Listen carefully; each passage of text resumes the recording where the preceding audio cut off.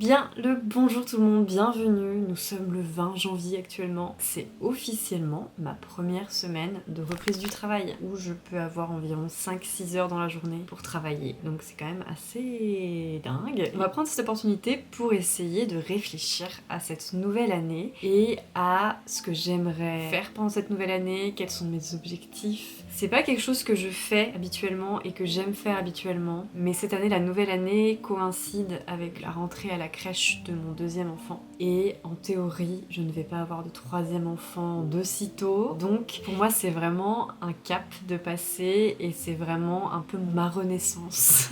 Symbolique que cette période-là dans laquelle je me trouve, je vais pouvoir me concentrer sur mon travail, je vais pouvoir me concentrer sur moi, je vais pouvoir me concentrer sur les projets et les objectifs que j'ai en tête depuis quelques temps. Et voilà, c'est chouette, tu vois, genre j'ai la famille que j'ai vraiment souhaité avoir de tout cœur, je me sens plutôt complète à ce niveau-là. Là, j'ai envie de repartir de plus belle, d'installer les choses, de commencer à opérer des changements et de commencer à retrouver un quotidien plus équilibré. Donc, écoutez les amis, prenez votre café, votre thé, votre chicorée. Moi, je prends mon gobelet d'eau parce que j'ai déjà pris mon café ce matin. Mais voilà, en gros, cette vidéo, ça va un peu être une sorte de foire aux questions / moi, je vous détaille un petit peu les différents pans de ce à quoi j'ai déjà réfléchi pour mon année, les objectifs que j'ai envie de faire, tout ça, tout ça. Donc on va parler, on va réfléchir, on va s'organiser, je pense, j'espère, voilà. Bienvenue Polly. Polly nous rejoint. Je lui ai installé une petite couverture ici, donc normalement elle peut s'installer si elle le souhaite. Polly est installée et nous on a notre page Notion devant nous pour réfléchir un petit peu à ce qu'on veut faire. Et du coup je vais coïncider ça avec vos questions puisque j'ai reçu quelques questions de votre part, donc on va faire ça ensemble. Et du coup la première question globale qui coïncide vraiment avec le fait que j'ai envie de vous parler de mes objectifs, c'est avec cette reprise à 100%, te fixes-tu de nouveaux objectifs à réaliser et de nouvelles choses à expérimenter?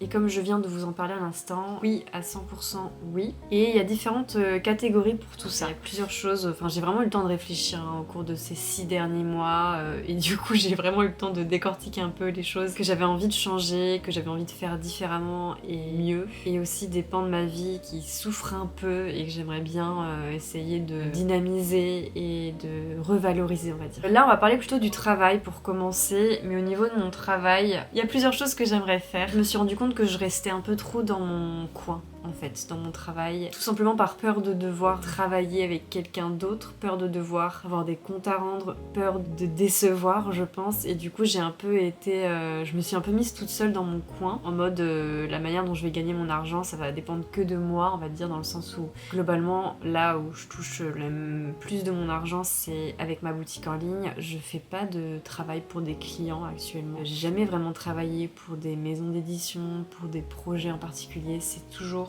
moi en fait globalement. Et pourquoi j'ai fait ça? Parce que ça me semblait plus accessible, et moi qui suis très timide et qui n'ose pas forcément faire les choses et qui au début aussi avait du mal à s'accorder de la légitimité, et bah le fait de ne pas devoir aller proposer des choses à des gens concrètement, ça m'allait bien et ça faisait que je me disais que je pouvais gagner de l'argent sans trop me faire peur.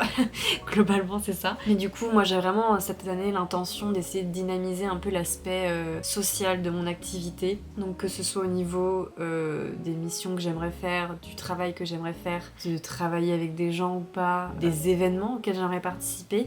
J'ai vraiment envie de dynamiser tout ça et d'essayer de moins rester dans mon coin toute seule, à pas trop oser parler aux autres parce qu'ils vont me trouver bizarre ou parce que je vais les déranger. J'ai ce problème où j'ai l'impression que je dérange les gens constamment en fait. J'essaie de travailler dessus mais c'est vrai que c'est un gros problème. Donc voilà, premier truc, j'aimerais bien dynamiser l'aspect social de mon activité et aussi essayer de tremper mes pieds un peu dans d'autres bassins et essayer de travailler pour des personnes, essayer de démarcher, de proposer de travailler avec des personnes, de vendre mes créations dans une librairie, dans un café, tu vois, d'essayer d'aller démarcher. C'est quelque chose que j'aimerais bien faire. J'aimerais aussi essayer de trouver davantage des collègues et d'essayer de sociabiliser avec des collègues davantage. Un truc dont je rêverais énormément, ce serait de, un jour par semaine, travailler avec des collègues. J'ai vraiment cette envie-là de sortir de ma bulle, de m'ouvrir au monde. Donc voilà, mon objectif, j'ai noté avoir un jour dans la semaine où on travaille en collectivité,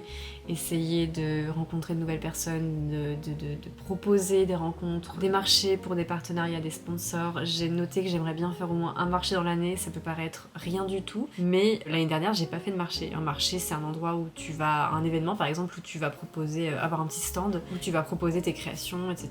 Et ça, j'en ai fait 2 depuis le tout début de mon activité. Et j'aimerais bien en faire au moins un cette année. Je dis un parce qu'en fait, je connais pas du tout les marchés, c'est pareil. Ça demande vraiment d'avoir un cercle social auquel j'ose pas frapper à la porte de ce cercle social.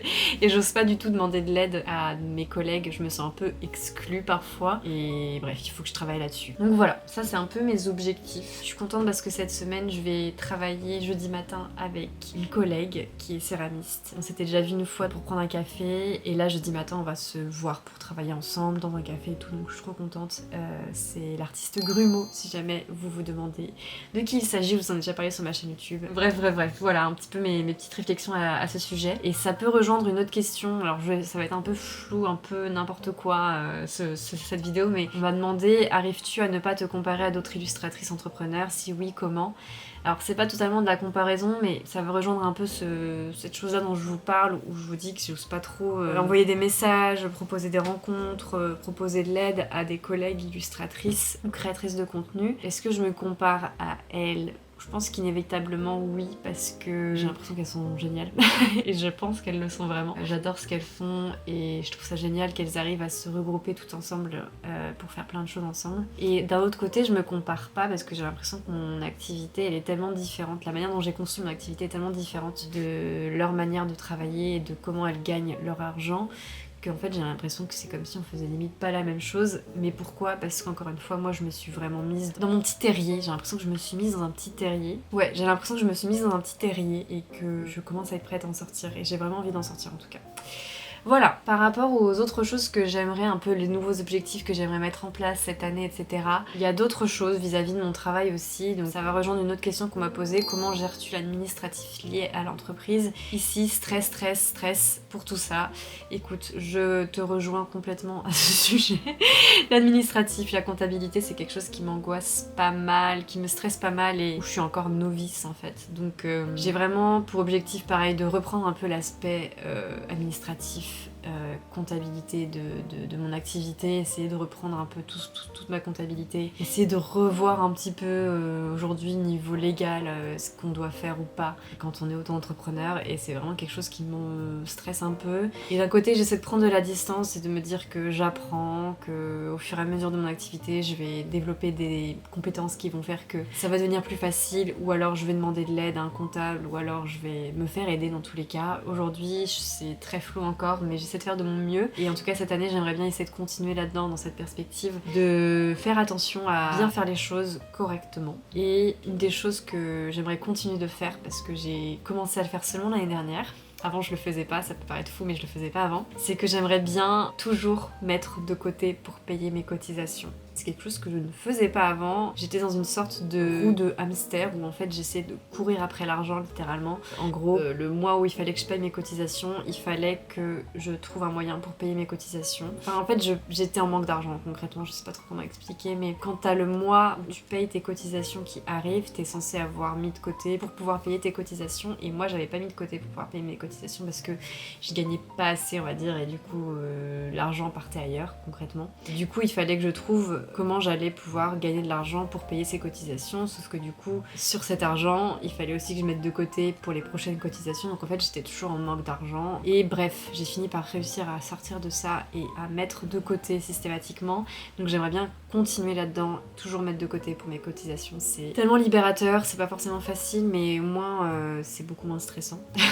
Et voilà, j'aimerais bien toujours noter les dépenses liées à mon activité. C'est pareil, c'est quelque chose que je faisais pas systématiquement avant, mais que j'essaie maintenant de faire systématiquement pour essayer de mieux comprendre en réalité combien je touche réellement quand on enlève toutes les cotisations, tout le matériel que j'ai acheté, tous les abonnements et les batati patata. En réalité, il y a une grosse différence entre le revenu et en réalité ce que je peux utiliser pour payer mon loyer, m'acheter à manger, etc. Donc j'aimerais bien continuer de noter mes dépenses. La dernière chose que j'aimerais bien continuer à faire, c'est toujours garder un petit budget pour pouvoir acheter de la marchandise et anticiper les shop updates, parce que pareil, en fait, quand tu es illustratrice et que tu as une boutique, c'est important d'avoir du capital pour pouvoir anticiper les stocks et acheter de grosses quantités de marchandises, ou plus ou moins grosses quantités de marchandises, mais avant j'avais pas assez non plus, donc j'essayais de prendre un petit peu par-ci, un petit peu par-là, et finalement c'était compliqué. Donc j'aimerais bien essayer aussi de continuer d'essayer de garder ce petit budget pour pouvoir anticiper et acheter ma marchandise. Un dernier truc qui n'a rien à voir avec le travail, mais par rapport aux objectifs que j'aimerais bien mettre en place cette année, aux nouvelles habitudes que j'aimerais bien mettre en place, etc. C'est par rapport à ma santé physique et mentale. J'aimerais bien aller à la piscine, en fait, tout simplement. On va dire que là, à la fin de ce congé maternité, à la suite de mes 2 grossesses, en fait, je me suis retrouvée dans un état assez faible, là, à la fin de l'année 2024. Vraiment, je suis tombée malade, je ne sais pas combien de fois. J'ai perdu du poids, je pense que c'est dû à l'allaitement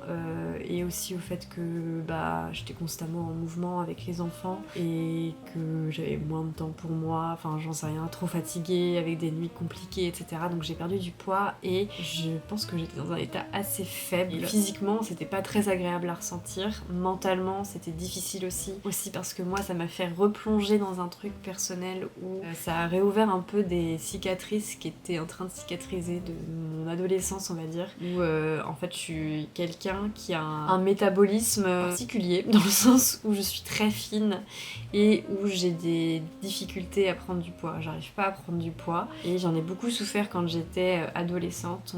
Voilà, pas mal critiqué comme quoi j'étais un squelette, ce genre de choses. Finalement, en grandissant un peu, je me suis un peu développée et j'ai fini par apprécier mon corps et me détacher de tout ça. Et finalement, début de vie d'adulte, j'ai reperdu un peu de poids avec les grossesses, avec tout ça, l'allaitement, les 2 allaitements et tout ça. J'ai reperdu du poids et je m'en suis rendu compte là à la fin de l'année et ça m'a vraiment fait mal. Ça m'a réouvert beaucoup d'insécurités que j'avais complètement oubliées, enfin pas oubliées mais avec lesquelles je vivais mieux. Là ça a rouvert tout ça et je me sens plus très bien dans mon corps. Donc physiquement et mentalement, et quand je dis physiquement, c'est pas au niveau de ce à quoi il ressemble, même si le fait que je sois fine me gêne, c'est plus au niveau de ce que je ressens, comment je me sens dans mon corps.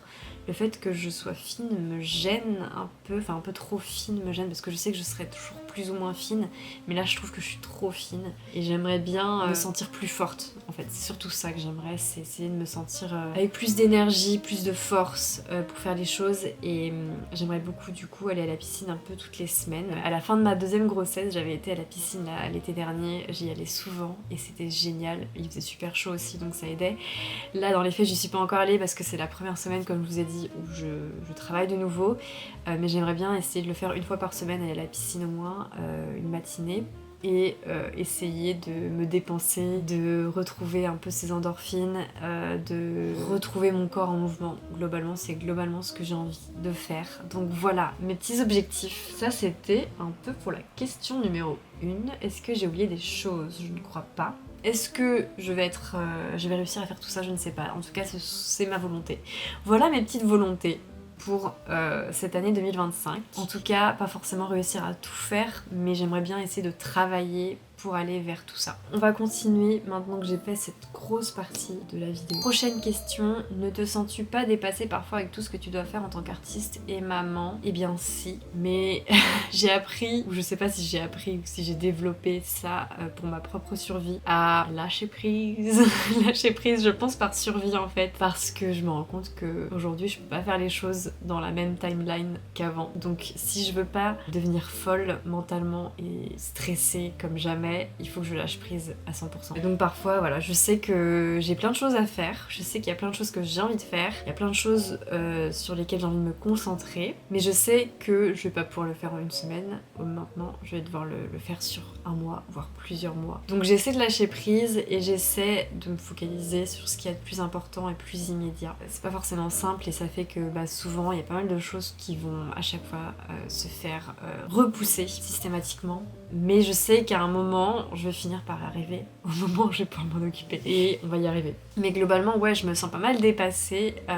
Et je pense que c'est juste un ressenti qu'il faut que je vive avec en ce moment. Je vais finir par maîtriser un peu ce quotidien et les choses. Question numéro 3, comment te sens-tu? Écoutez, plutôt contente, très contente de cette reprise du travail. Très contente de nouveau d'avoir du temps pour moi, pour juste seule. Juste du temps seul, où je peux réfléchir. Ça fait du bien. Globalement, les derniers mois, ça a été assez intense. J'ai l'impression que tout s'est enchaîné. Et que du coup, je pouvais à peine reprendre ma respiration, qu'il y avait déjà autre chose qui était en train de se passer. Donc là, globalement, je suis vraiment contente de retrouver ce temps pour moi, pour mon activité. Un peu dépassée par tout ce que j'aimerais faire, mais je sais que ça va finir par rentrer dans l'ordre. Voilà, comme je dis, c'est mon premier jour de reprise, donc ça va se faire progressivement. On essaie d'être tranquillou. Une autre question qui n'a rien à voir. Alors déjà, comment s'est passé le passage de 1 an de bébé plus une auto-entreprise pour toi? C'est assez intéressant parce que je trouve que maintenant que j'ai mes enfants, je travaille mieux qu'avant, beaucoup plus efficace qu'avant. J'ai l'impression que, voilà, clairement, j'ai réalisé tard, on va dire, dans ma vie. En réalité, c'est pas tard du tout, mais j'ai réalisé à 19 ans que je voulais avoir des enfants. Avant, je pensais pas que je voulais avoir des enfants. Et puis à 19 ans, j'ai réalisé qu'en fait, si je voulais avoir des enfants, juste que je voulais le faire bien. Et que ça me faisait peur. Et du coup, bref, j'ai réalisé qu'en fait j'avais vraiment envie d'avoir des enfants. Et du coup, maintenant que j'ai mes enfants, je sens que je suis vraiment épanouie à ce niveau-là. Enfin, je suis trop contente et heureuse d'avoir pu réaliser ça. D'avoir mes enfants, c'est une source de bonheur énorme. Et je suis vraiment épanouie du coup à ce niveau-là. Et du coup, je pense que ça a rempli quelque chose en moi. Enfin, je sais pas. En tout cas, ça a fait quelque chose en moi où aujourd'hui je me sens vraiment beaucoup plus épanouie qu'avant. Et puis aussi, ça m'a appris à gérer le temps différemment, les choses différemment, à mieux compartimenter les choses aussi dans ma vie personnelle. Et j'ai l'impression que du coup je suis un peu plus rigoureuse dans ce que je fais, que ça m'a aussi apporté pas mal de rigueur, pas mal de lâcher prise aussi, enfin une sorte de cocktail de plein de choses. Et puis paradoxalement, ce qui est marrant, c'est que du coup j'ai eu mes 2 enfants et j'ai eu moins de temps pour travailler, mais comme je vous ai dit, j'ai l'impression que j'ai appris à mieux travailler. Mon activité s'est aussi pas mal développée en fait entre ces 2 grossesses, et je sais pas trop ce qui est dû à quoi, mais c'est ce qui s'est passé en tout cas pour ma part. Donc voilà, et on m'a demandé, là c'est une question qui n'a rien à voir avec ma vie professionnelle, mais par rapport à ce 2e enfant, est-ce que selon moi j'ai trouvé ça plus facile à gérer que le premier, avec le rythme, la fatigue, etc. Et c'est très particulier parce que moi, mon premier enfant, ça m'a vraiment bouleversé mon monde. J'avais vraiment impatience de le rencontrer, impatience de l'avoir, et ça m'a demandé vraiment un ajustement que de me faire à cette nouvelle vie, de passer de 0 enfant à 1 enfant, d'apprendre à vivre avec ce petit être dont tu dois t'occuper constamment et dont tu es responsable constamment, etc. J'ai vraiment appris avec lui, et ça m'a demandé 6 mois d'adaptation. À partir de ces 6 mois, je me rappelle que j'ai vraiment commencé à trop kiffer avec lui. Et du coup, j'ai toujours trouvé que là, mon 2e enfant, c'était beaucoup plus simple. Parce que j'avais appris avec mon premier à m'occuper d'un enfant, j'avais appris tout ce que tu as à apprendre en fait quand tu deviens parent, même si c'est pas terminé parce que ça va encore bien évoluer, et ça a encore déjà bien évolué. Mais j'avais déjà appris, on va dire, les bases de la vie d'un bébé bambin, on va dire. Et du coup, le fait d'ajouter un 2e enfant, pour moi, ça a été beaucoup plus simple. J'ai trouvé ça hyper simple au début. Et là, c'est devenu un peu plus complexe ces derniers temps, aussi parce que mon aîné grandit aussi, et aussi parce que les nuits étaient devenues plus compliquées. Là, finalement, ça commence à s'améliorer. Mais en fait, il y a plein de chapitres avec les enfants. Mais globalement, j'ai trouvé que le 2e enfant était plus simple pour moi, que ça m'a beaucoup moins bouleversée. Par contre, là où c'est plus difficile, c'est vraiment au niveau de la fatigue et du rythme. Dans le sens où, on est bien fatigué quand même. On est bien fatigué, on n'a pas encore beaucoup de temps pour nous-mêmes en tant qu'individus, et aussi pour nous en tant que parents, en tant que couple. J'ai confiance en le temps, j'ai confiance en les choses, et je sais que on va s'adapter, on va se faire à tout ça. Mais c'est vrai qu'au niveau de la fatigue, etc., je pense que c'est plus fort maintenant qu'avant. Mais par contre, j'ai trouvé ça plus facile de passer de 1 à 2 enfants que de passer de 0 à 1 enfant. Voilà pour mes petites réflexions. J'ai envie de réfléchir aussi un petit peu à mes achats, aux choses que j'aimerais acheter cette année pour mon activité notamment. Première chose que j'aimerais faire, que j'aimerais acheter, c'est un micro pour ma caméra. Je trouve que le son est pas terrible. Donc ça me gêne. On voit tout le monde en ce ce moment, elle a son petit micro là qui met sur son crayon ou sur une petite figurine, etc. J'aimerais bien trouver un micro parce que voilà, le son c'est très important dans une vidéo, donc j'aimerais bien essayer de chercher ça. Deuxième chose que j'aimerais bien acheter, c'est une caméra passe-partout pour quand je suis à l'extérieur, pour oser un peu plus filmer sans avoir peur du regard des autres, parce que voilà, j'arrive pas trop à m'y faire honnêtement, et j'aimerais bien avoir une petite caméra aussi que j'ai pas forcément peur de me faire voler, tu vois, parce que j'ai peur de me faire voler ma caméra quand je la pose à l'extérieur. Donc j'aimerais bien avoir un truc qui se voit pas trop, que je peux poser, ouais, qui va me permettre de pas trop stresser non plus si j'ai envie de filmer à l'extérieur, etc. Donc ça c'est ce que j'aimerais aussi trouver. Troisième chose que j'aimerais acheter cette année, c'est un mini trépied pour poser ma caméra, parce que là typiquement ma caméra est posée sur une boîte à sucre et une boîte à thé. Voilà. Et du coup, quand j'ai envie de filmer des petites choses, à chaque fois je pose ma caméra en équilibre sur des choses, et le nombre de caméras que j'ai perdu en faisant ça est beaucoup trop élevé pour que je continue à le faire, et pourtant je continue à le faire et c'est pas bien. Donc j'aimerais bien acheter un mini trépied. Et bonus, dernière chose que j'aimerais bien acheter, là, à laquelle je pense tout de suite, c'est une nouvelle tablette graphique pour dessiner, parce que là j'ai toujours mon iPad Pro 2017 qui fonctionne toujours. Il bug, mais il fonctionne toujours. Je peux continuer de travailler avec, mais j'avoue que si je pouvais investir dans une nouvelle tablette pour dessiner, ce serait quand même vachement chouette. C'est quand même une partie très importante de mon activité. Donc voilà. Écoutez, je réfléchis un petit peu. Est-ce que j'ai oublié des choses? Je pense pas. Voilà un petit peu mes objectifs pour cette année et un peu mes réflexions du moment. Si vous êtes quelqu'un qui a envie de travailler avec moi, que ce soit professionnellement parlant ou un collègue, une collègue, et que vous voulez qu'on se fasse des journées où on travaille ensemble, contactez-moi. Ou si vous voulez qu'on travaille ensemble sur des projets, contactez-moi aussi. N'hésitez pas. Mais voilà, en tout cas, merci pour vos petites questions. Voilà, j'espère que ça a pu vous intéresser tout ça. Je trouvais ça sympa de parler un peu de tout ça et d'essayer moi d'avoir en tête ce sur quoi je souhaite travailler et œuvrer cette année. C'est important parfois de faire des petits points comme ça. Ces dernières années j'étais vraiment en mode je ne veux pas penser à ça, et maintenant je me sens prête. Je pense qu'aussi c'est parce que je suis installée dans mon activité, donc je suis plus à l'aise. Sur ce, écoutez, c'est chouette. On fera peut-être un petit récap, un petit point d'ici quelques mois. Mais voilà pour aujourd'hui. Mes petites réflexions. Merci pour tout. Nous, on se retrouvera prochainement dans un nouveau vlog, je pense. Et voilà, j'espère que votre mois de janvier se passe bien. Et je vous souhaite du coup une bonne fin de mois de janvier. Et je vous dis à très vite. Bisous!